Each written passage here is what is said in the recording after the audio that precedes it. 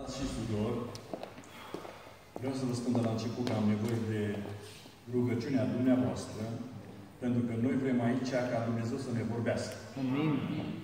Și poate că unii nu o să o faceți, dar înainte de a veni aici, m-am asigurat că slujitorii de acolo se vor ruga pentru mine. Că noi vrem astăzi să ne vorbească Domnul. Amin. De aceea doresc din toată inima mea numele Domnului să fie slăvit și binecuvântat. Amin. Ceea ce vreau să vă spun că de la început este că când fratele nostru Sorin a anunțat că grupul de la Milan, fratele Ciucuraș, Dumnezeu să-l binecuvinteze, n-am auzit nici măcar un amin. Dar măcar când se zice binecuvântat să fie Domnul, am nevoie ca biserica să zică amin. Amin. Domnul să vă binecuvinteze. Am venit aici cu mare bucurie. Și am o mare bucurie în inima mea din mai multe motive.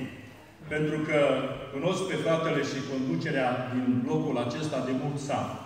Pe Harul lui Dumnezeu am fost colegi la seminar și m-am bucurat tare mult Dumnezeu cum l-a ridicat pe fratele nostru Sorin, până acolo că el a devenit profesor de institut, de seminar și mă bucur pentru lucrul acesta. De asta m-am gândit. Într-o biserică unde au un profesor ca și păstor, ce mai mult aș putea eu să învăț? Dar vreau să vă spun în seara aceasta că mă bucur din toată inima, în afară de lucrul acesta că ne cunoaștem de foarte mulți ani cu fratele păstor, mă bucur că aici, când am venit aici, l-am găsit pe Dumnezeu.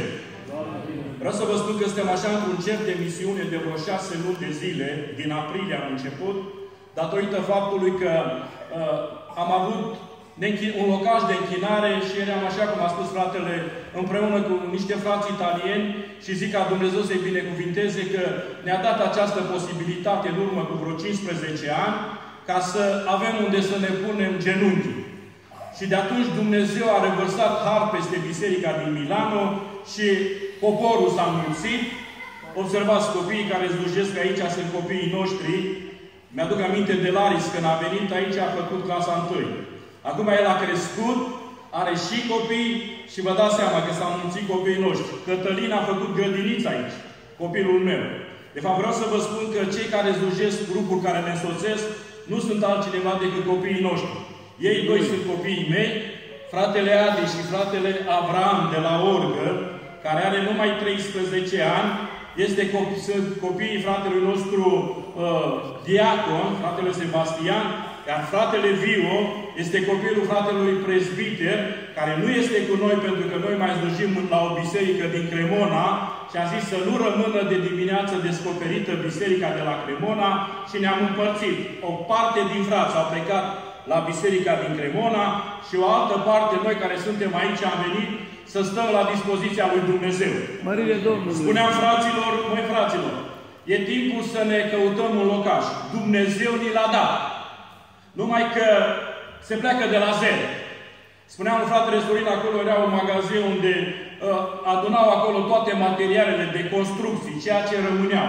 Vă dați seama, ciment pe jos, geamuri mai așa, dar avem nădejde și credință că Dumnezeu ne va ajuta să-l terminăm și din locul acela să fie chemat numele Domnului și să ne aplecăm genunchii și să-L slăvim pe Dumnezeu. De asta spuneam că de vreo 6 luni de zile am plecat așa într-un circuit de slujire, pentru că am zis, haideți să ne implicăm.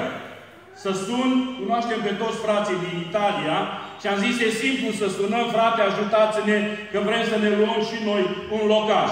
Să vorbim cu frații din conducere, cu frații de la filială și frații să ne ajute. Dar cred că Dumnezeu ne va binecuvânta într-un mod deosebit când noi ne vom pune la dispoziția lui Dumnezeu, vom merge, vom sluji în numele Lui, frații se vor bucura. Ne vom bucura și noi în slujire acolo unde vom ajunge și Dumnezeu va binecuvânta lucrarea sa. Amin. Pentru că acolo este lucrarea lui Dumnezeu. Astăzi vreau să vă spun că de vreo 6 luni, inclusiv acest frățior care are numai 13 ani, se scoală, noi ne-am sculat ca să ajungem aici la ora 5. Am zis, mai bine ajungem cu 10 minute decât să întârziem. Și imaginați-vă, copilul acesta se scoală de la ora 5 să vină să slujească pe Dumnezeu. Am văzut un pic în popor, eu sunt foarte transparent și foarte sincer, un pic de oboseală. Vreau să vă spun că fratele Diacon m-a sunat aseară la 10, când abia atunci a terminat să venită de la servici și abia apucat să facă ceva speza pe la 9:30. Și noi ne credem în Dumnezeu care ne întărește. Acum dumneavoastră poate v-ați spălat și dumneavoastră la 8, la 8:30, la 7. Dar cred că de la 5, copilul acesta și noi, și după o călătorie de 250 de kilometri, avem putere să-L slăvim pe Dumnezeu. Vreau să vă spun că și aminul dumneavoastră, când îl spuneți, e o slujbă înaintea lui Dumnezeu. De aceea am nevoie ca să spuneți amin acolo unde Duhul Sfânt vă îndeamnă, pentru că a spune amin înseamnă așa să fie și a spune aleluia nu înseamnă altceva decât lăudați să fie Domnul. Și psalmistul spune, eu strig, lăudați să fie Domnul și sunt izbăvit. Mă rog ca Dumnezeu să dea izbăvire în locul acesta. Spuneam că cuvinte de învățătură, m-am uitat, biserica e plină de tineri, de copii și, așa cum a spus și fratele nostru, fiecare sau mare majoritate a fost adusă la binecuvântare copilașii. Și numele Domnului a fost pus peste el. Ceea ce vreau eu în ziua aceasta să învățăm ceva. Pentru că mă uit că sunt mulți tineri și ei măcar să învețe cum va trebui să se comporte, dacă vreți, cu copiii lor. Și aici sunt oameni și mai în vârstă și acum o să primiți răspuns la multe întrebări pe care dumneavoastră vi le-aș spus. De aceea vreau să vă spun că, în primul rând, la un copil, primul care se dezvoltă, dacă vreți, nu este fizic, dezvoltarea fizică. Primul care se dezvoltă la un copilaș și încă din pânte se dezvoltă intelectul.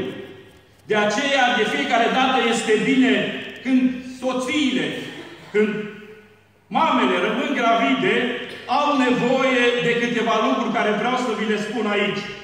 Și nu rămân surprins, pentru că un studiu medical a ajuns la o concluzie că majoritatea familiilor, acolo unde nu sunt primiți cu bucurie acești copilași,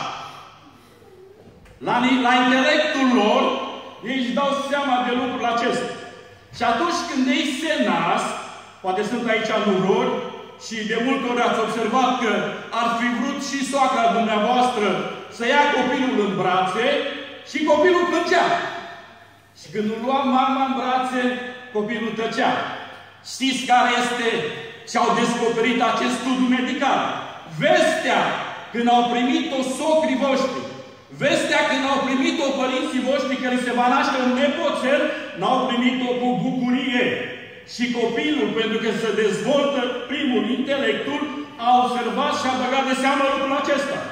De aceea, de fiecare dată când auziți vestea că Domnul mai binecuvintează pe cineva cu o naștere, voi să fiți plini de bucurie. Și atunci, când se va naște copilul și o să luați în brațe, o să vă surâdă, o să se bucure și bucuria voastră o să fie mult mai mare. Amin? Doamne, binecuvintează toate mamele din locul acesta. Frați tineri care încă nu sunteți căsătoriți sau care nu aveți copii, încă din pântec vorbiți copilului vostru ca să fie obișnuit cu vocea voastră. Mângâiați-l, citiți-l din Sfânta Scriptură și astfel copilul se va obișnui cu vocea voastră. Și când se va naște și când o să-i vorbiți, copilul o să primească liniște și voi o să vă bucurați. Că dacă voi nu aveți timp încă de când este în pânte, să vorbiți cu el, să-l mângâiați dacă vreți, să-i citiți din Biblie înainte de a vă pune să vă culcați, să-i citiți un cuvânt din Sfânta Scriptură, atunci când se va naște, el nu o să fie obișnuit cu voi. Veniți de la servici, obosiți, n-aveți timp nici de soție, n-aveți timp nici de copii. Și fugiți repede, ori de oboseală, ori că aveți alte preocupări. Vă îndemn în ziua aceasta să învățăm aceste lucruri. Să ne facem timp pentru copiii noștri. Amin. Pentru că atunci când se vor naște și când vor crește mare, copiii vor fi obișnuiți cu vocea noastră, copiii vor fi obișnuiți cu brațele noastre. O să vă dau un exemplu. Copilul de când este în pânte, n-ați observat că și mamele, mă uit la sora noastră și am văzut la multe mame, când iau copilul de obicei îl pun pe partea stângă și copilul primește liniște. Pentru că încă din pânte Copilul este obișnuit cu bătaia unei inimi, cu bătaia inima mamei. Și atunci când se naște și când mama îl ia în brațe și îl ține în partea stângă, deja copilul este obișnuit cu bătaia inimii mamei și el se liniștește. Pe cât ceilalți, dacă au respins venirea lui pe lume, dacă nu s-au bucurat, nu rămâne surprins că copiii nu stau în brațele lor. Și imediat când ia mama copilașul, vedeți că copilul se liniștește. De ce? Pentru că mama s-a bucurat. S-a bucurat de el. De multe ori a vorbit cu el, încă de când era în pântec. Și sunt mame aici care știu lucrul acesta. Au vorbit cu el. Dacă vreți, l-au mângâiat cu mânuțele lor. Și copilul când s-a născut și a intrat în mâinile care erau obișnuit, copilul primește pace. Zic ca Dumnezeu să binecuvinteze toate mamele. Iar voi care sunteți tineri, faceți lucrul acesta și o să observați că copiii o să fie obișnuiți cu voi. Vreau să vă mai spun că s-a făcut o experiență, un alt lucru. S-a făcut o experiență în America și în Suedia. S-au luat 40 de copii. Noi născuți. 20 de copii au fost puși într-o parte și ceilalți 20 au fost puși în altă parte. Și copiii din prima parte, cei 20, li s-a pus acolo muzică, rock, muzică din lume, cuvinte din acestea, dacă vezi, porcoase, special au pregătit benzi. Și în camera acel copii era muzică din lume, muzică rock, glume porcoase, dacă vreți, și tot felul de lucruri lumești. Iar în camera cealaltă, unde erau ceilalți 20 de copii, era pregătită camera aceea cu cântări pentru slava lui Dumnezeu. Erau jumătăți de ori și poate chiar ore când se predica cuvântul lui Dumnezeu, când acolo se vorbea despre puterea lui Dumnezeu prin benzi, prin frații care predică Evanghelia, și copiii aceia, după numai 2 săptămâni, au fost luați. Când au observat pe cei din dreapta, din partea care pusese muzică din lume, majoritatea aveau probleme psihice. Pe cât ceilalți, unde se asculta muzică a lui Dumnezeu, ceilalți unde se predica zilnic cuvântul lui Dumnezeu, au fost atât de liniștiți. Și fața lor strălucea. Știți de ce? Pentru că acolo era prezent Dumnezeu. Amin. În casele dumneavoastră vă îndemn să nu se audă altfel de muzică. Indiferent de ce natură e, că e italiană și e cu vipuri, e cu cântăresc care nu știu. În casele dumneavoastră bine este și așa ar trebui ca să se audă cântările Domnului, cântările Sionului. În casele voastre să nu se audă, dacă vreți, glume porcoase, cuvinte, înjurături și alte cuvinte, decât cu prioritate cuvântul lui Dumnezeu. Atâtea posibilități avem acum, frați și surori, prin intermediul, dacă vreți, acestei tehnologii, ca în casele noastre să fie auzit numai cuvântul Domnului. Amin. Nu altceva. De aceea mă rog ca Dumnezeu să ne binecuvinteze și la lucrul acesta. Primul lucru, primirea vestei că aveți un copil sau că vi se va naște un copil, să fie primită cu bucurie. Și atunci, copilul când se va naște, o să vă bucurați. O să stea liniștit în mâinile voastre. O să vă surâdă și nu e lucru mai minunat decât când ai un copil sau un copilaș. Am observat un lucru minunat aici în față. Nu știu câte luni sau zile are Lucas. 2 luni. Domnul să-l binecuvinteze. Încă de acum privea la mama și la tata și am observat că deja zâmbea. Și fratele care e cu aparatul, Domnul să-l binecuvinteze, a observat lucrul acesta, s-a dus repede și a făcut o fotografie. Știți ce m-a făcut pe mine să cred lucrul acesta? Că voi l-ați primit cu bucurie. Amin. Și zic ca Dumnezeu să vă binecuvinteze la lucrul acesta. Vreau să închei cu o poezie. Eu nu prea recit poezii, dar mi-am scris-o acasă, special pentru această zi. Cu privire, dacă vreți, la dumneavoastră. Obișnuiesc să spun că ori de câte ori venim aici, e o zi binecuvântată pentru noi și cred că și ziua aceasta e o zi binecuvântată. Obișnuiesc să zic că ziua aceasta nu a rânduit-o noi oamenii, ci ziua aceasta a pregătit-o Domnul. Aleluia. Căci aceasta este ziua pe care a creat-o Domnul, să ne bucurăm și să ne veselim în ea, spunea Psalmistul. Doamne ajută, Doamne dă izbândă, binecuvântat este Cel ce vine în numele Domnului și noi toți am venit aici în numele Domnului și suntem sub binecuvântarea lui Dumnezeu și psalmistul încheia. Vă binecuvântăm din casa Domnului. Lăudați să fie Domnul și pentru lucrul acesta. De aceea vreau să le cit câteva versuri, am în vedere că are o mare importanță, dacă vreți, această lucrare. Lucrarea de binecuvântare nu este o lucrare, să zicem așa, de, eu știu, de 2000 de ani. Vreau să vă spun că lucrarea de binecuvântare este încă de la început, de când Dumnezeu l-a creat pe om.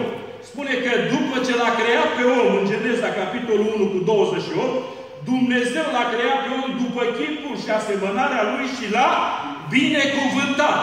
De când a făcut viețuitoarele, de când a făcut Dumnezeu peștii, spune cuvântul Domnului în Geneza, capitolul 1, cu versetul 21, a văzut Dumnezeu că lucrul acesta este bine și a binecuvântat și creația. Vreau să vă spun că încă după potop, patriarhul Noe a binecuvântat 2 dintre copiii lui. Imediat acolo cum au ieșit după potop, el a chemat și și-a binecuvântat copiii.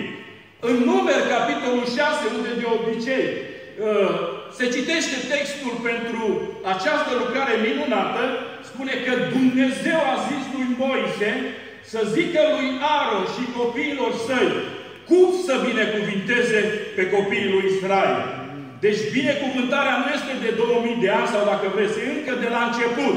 Și de aceea noi ceea ce facem astăzi, facem ceea ce a lăsat Dumnezeu scris în cuvântul Său. Și zic ca Dumnezeu să ne binecuvinteze pe toți. Un lucru care vreau să vi mai spun, în afară de lucrul acesta, este că noi, ca și slujitori, ca și preoți ai lui Dumnezeu, ne rugăm pentru acest copilaș Lucas. Copiii, frații noștri, au lăudat pe Dumnezeu, dacă vreți, în cinstea Lui și să facă bucuria bisericii și acestor părinți. Dar Cel ce dă binecuvântare este Părintele binecuvântărilor și acela e Dumnezeu, lăudat să fie Domnul. De aceea bine este să aducem copiii la binecuvântare, pentru că și prin lucrul acesta împlinim cuvântul lui Dumnezeu. Mai stau de vorbă cu cineva și am zis, măi, binecuvântarea cei. E un obicei numai la pocăiți, față de alte biserici, de exemplu, Biserica Ortodoxă sau Biserica Catolică, aduc copiii și le pun în apă. Dar binecuvântarea cei? Vreau să vă spun că binecuvântarea este cuvântul care i-a lăsat Dumnezeu. Așa să binecuvântăm copiii noștri. El spunea lui Moise, așa să binecuvântați copiii lui Israel și să le ziceți. Și se va citi textul acela. Dar eu nu despre asta vreau să vă spun. A stat de vorbă cu unul și a spus că la noi lucrul ăsta e, dacă vreți, un act de cult. Și a zis, e rău? Nu, că noi bisericile cu cult pentru noi, nu știu, nu sunt bisericile Domnului. Și a zis, măi, omule, tu mai întâi știi ce înseamnă un act de cult, ca să putem să mai discutăm? Actul de cult nu este altceva decât lucrarea pe care a făcut-o Hristos și a continuat de la El și au făcut-o și apostolii până în zilele noastre. Actul de cult este un lucru care l-a făcut Dumnezeu și l-a poruncit apostolilor să le facă. Să vă dau un exemplu. Botezul l-a făcut Domnul. Amin? Amin? Amin. A poruncit ucenicilor să-l facă. Duceți-vă în toată lumea, predicați Evanghelia, cei ce vor crede se vor boteza. Și să facă ucenici. A ajuns până în zilele noastre să facem și noi botezul. Ăsta e un act de cult. Cina Domnului. A făcut-o Domnul. A făcut-o și ucenicii. O facem și noi. Un act de cult, dacă vreți.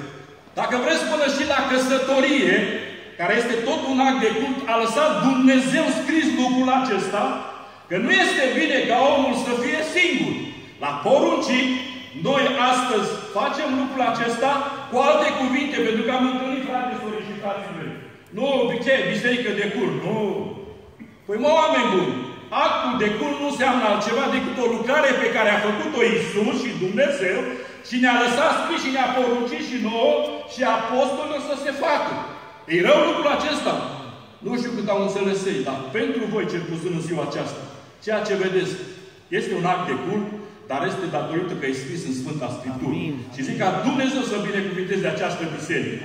Spuneam că închei cu o poezie în care aseară am stat un pic mai târziu, am zis, măi, mare lucru, știam că vin în biserica dumneavoastră și știam că ați auzit multe predici despre binecuvântare. Am zis, așa cum a zis și fratele nostru, un gând, un îndemn. Și v-am spus, bucurați-vă, pentru că copiii, spunea Psalmul 127, sunt o moștenire de la Domnul. Aleluia. Și nu știu care dintre voi să auziți acum un telefon sau o veste că veți primi o moștenire și nu vă bucurați. Mai mare sau mai mică. Ei, copiii, este o moștenire, sunt o moștenire de la Domnul, care ne-a dat Dumnezeu. Și acum voi recita această poezie.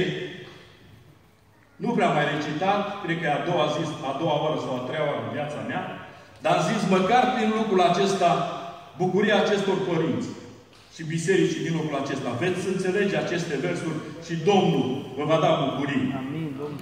Poezia spune, e zi de sărbătoare, când toți ne-am adunat. E o zi de bucurie în casa ta, o Doamne puternic savoat. E o zi de bucurie, e o zi de sărbătoare, căci un copil azi, Doamne, intră sub a ta binecuvântare. Binecuvintează, Doamne, și fă din viața lui o mare bucurie pentru mămica lui. Binecuvintează, Doamne, măreț și minunat și fă pe Cristian, pe Cristiaz, voios de a sopăia. E o zi de sărbătoare când toți ne-am adunat, e o zi de bucurie în casa ta, o Doamne puternic savoat. Copilul lor cel scump, azi, îl aduc la altar. Și vor ca să primească binecuvântarea ta în dar și ca un mare har. Când mare te vei face, Lucas, pe Domnul să-L slujești. Iar pe mama și tata, dacă se filmează, peste 20 de ani vreau să puneți aceste versuri și Lucas, sub binecuvântarea Domnului, va asculta aceste versuri. Repet, când mare te vei face, Lucas, pe Domnul să-L slujești. Iar pe mama și tata mereu tu să-i cistești. Să ai o inimă bună și sufletul curat. Cu Domnul împreună să luați, să umblați neîncetat. Frumos e când copilul ți se naște și îl vezi atât de mic și plăpând. Un îngeraș ți-a fost trimis din astre și casa ta s-a umplut de Duh Sfânt. Nu te grăbi să-L treci la întâmplare, căci Domnul în grijă ți l-a dat. Să poți vedea în El, când va fi mare, pe Domnul bun, blând și curat. Dacă te cerți, îi vei da moștenire Duhul de ceartă greu de stăpânit. Iar dacă minți, copilul va ști de la tine că adevărul în viață nu e prețuit. Să vadă în tine omul lui Dumnezeu, cât ești de drept și înțelept, să fii exemplu pentru El, mereu, iar El te va trata cu dragoste și respect. Ai grijă în tot ce faci să fie bine, cum te comporți ca mamă și ca tată, ca să învețe de la tine drumul spre cer, o viață blândă și curată. Dă-i pe Domnul ca moștenire, prieten bun la bine și la greu. Și recunoscător în viață o să-ți fie când va sluji în veci pe Dumnezeu. Amin. Amin.